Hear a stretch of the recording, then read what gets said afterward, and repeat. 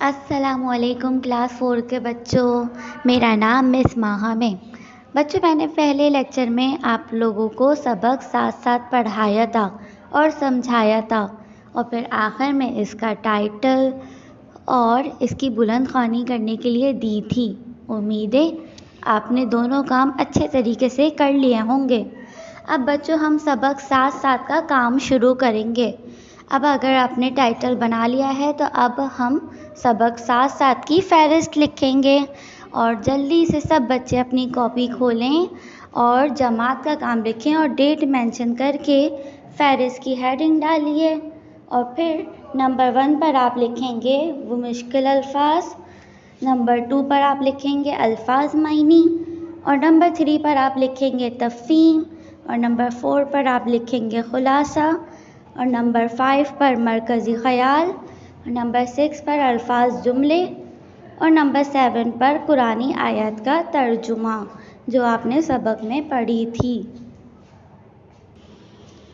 بچوں، اگر آپ نے فہرست کی ہیڈنگ ڈال لی ہے اور فہرست لکھ لی ہے تو اب آپ مشکل الفاظ پر آئیں گے۔ اس میں نیکسٹ پیج پر آپ مشکل الفاظ کی ہیڈنگ ڈالیں گے، جماعت کا کام لکھیں گے اور ڈیٹ مینشن کریں گے۔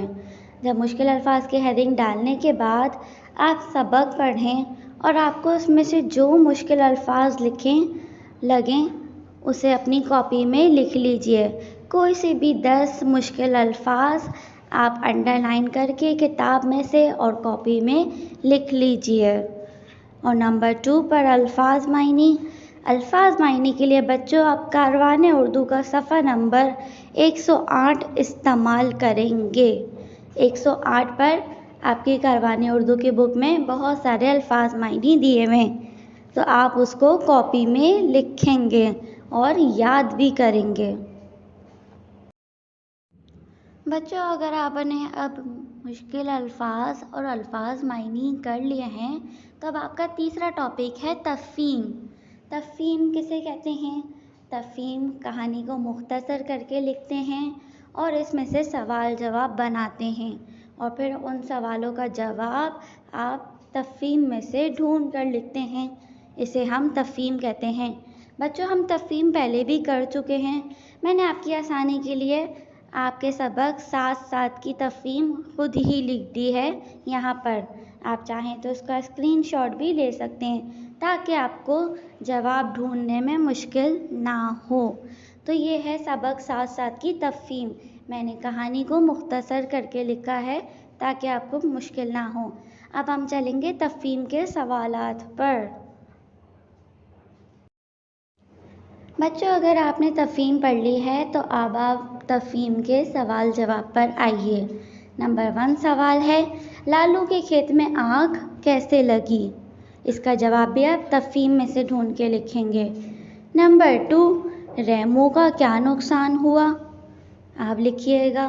اس کا جواب بھی تفہیم میں سے ڈھونڈ کر کہ بارش میں اس کے برتن ٹوٹ گئے تھے اور اس کے گھر کی چھت جو ہے خراب ہو گئی تھی، ٹوٹ گئی تھی جب وہ اپنے بچوں کو پلاسٹک اوڑھے بیٹھا ہوا تھا، تو اس کا یہ نقصان ہوا تھا۔ تو آپ یہ اس طرح سے لکھیں گے تفہیم میں سے ڈھونڈ کر، کچھ اپنی ورڈنگ بھی استعمال کیجیے گا۔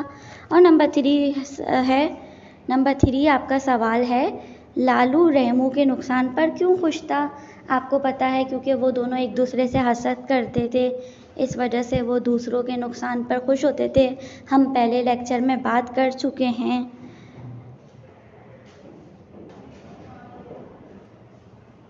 اور سوال نمبر 4 ہے، لالو کن باتوں سے متاثر ہو کر ریمو کی مدد کے لیے تیار ہو گیا تھا؟ یہ بھی آپ اس کا جواب خود سے ڈھونڈ کر لکھیں گے کہ وہ کن باتوں سے متاثر ہوا تھا۔ تفہیم کے اینڈ میں اس کا بھی جواب ہے۔ اور نمبر 5 ہے، اگر لالو ریمو کی مدد نہ کرتا تو کیا ہوتا؟ اس کا جواب آپ خود سے سوچ کر لکھیں گے۔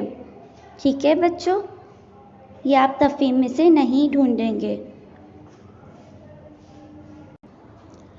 اب بچوں، تفہیم کے سوالات کے بعد اب آپ نمبر 4 آپ کا ٹاپک ہے خلاصہ۔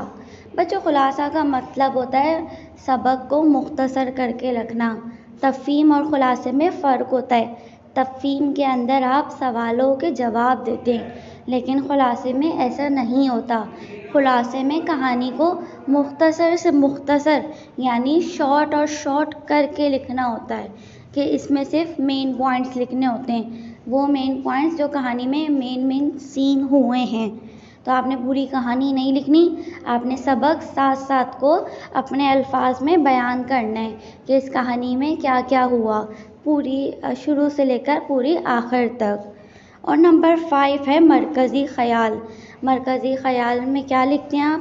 جو سبق سے آپ نے سیکھا اس کو اپنے الفاظ میں بیان کرنا، یعنی کہ آپ نے اس کہانی سے کیا سیکھا کہ ہمیں ایک دوسرے کے ساتھ رہنا چاہیے، ایک دوسرے کے ساتھ مل کر رہنا چاہیے اور دوسروں کے نقصان پر خوش نہیں ہونا چاہیے۔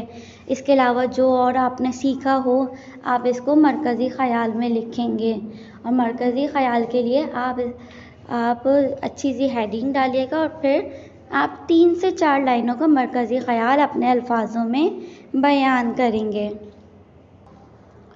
پھر اس کے بعد بچوں خلاصے اور مرکزی خیال اگر آپ نے لکھ لیا ہے تو اس کے بعد اب آپ آئیں گے جملوں پر۔ الفاظ، جملے، کوئی بھی 5 الفاظ چن کر ان کے جملے بنائیں۔ آپ کو سبق میں کوئی سے بھی الفاظ اچھے لگ رہے ہیں تھوڑے سے مشکل لیجیے گا، زیادہ آسان نہیں لیجیے گا۔ کوئی سے بھی الفاظ آپ کو اچھے لگ رہے ہیں آپ ان کو سلیکٹ کر کر اپنی کاپی میں لکھیں اور ان کے جملے بنائیں۔ بس کوئی سے بھی بچوں 5 الفاظ ہونے چاہیے۔ اس کے بعد بچوں آخری ٹاپک ہے آپ کا قرآنی آیت کا ترجمہ لکھیں۔ آپ کو پتہ ہے میں نے آپ کو سبق ساتھ ساتھ میں پہلے لیکچر میں نے آپ کو قرآنی آیت بھی بتائی تھی اور اس کا مطلب بھی بتایا تھا۔ تو بچوں بس آپ نے قرآنی آیت کا ترجمہ کی ہیڈنگ ڈال کر بس اس آیت کا ترجمہ لکھنا ہے، اور وہ کون سی آیت کا ترجمہ ہے وہ بھی لکھنا ہے، یعنی سورت کا نام اور سورت نمبر بھی لکھنا ہے۔ یہ سب آپ کی کتاب میں لکھی ہوئی ہے، تو آپ قرآنی آیت کا ترجمہ اپنے سبق ساتھ ساتھ میں سے ڈھونڈ کر لکھیں گے۔ ٹھیک ہے بچوں، یہاں پر آپ کا لیکچر ختم ہوتا ہے۔ اب آپ اس سبق کی اچھی طرح سے تیاری کیجیے گا اور امتحان کے لیے اچھی طرح سے پریپیئر رہیے گا۔ جتنی اچھی تیاری کریں گے اتنا ہی زیادہ اچھا سے چیپٹر سمجھ میں آئے گا آپ کو۔ نیکسٹ لیکچر کے ساتھ بچوں ملیں گے انشاءاللہ۔ اللہ حافظ۔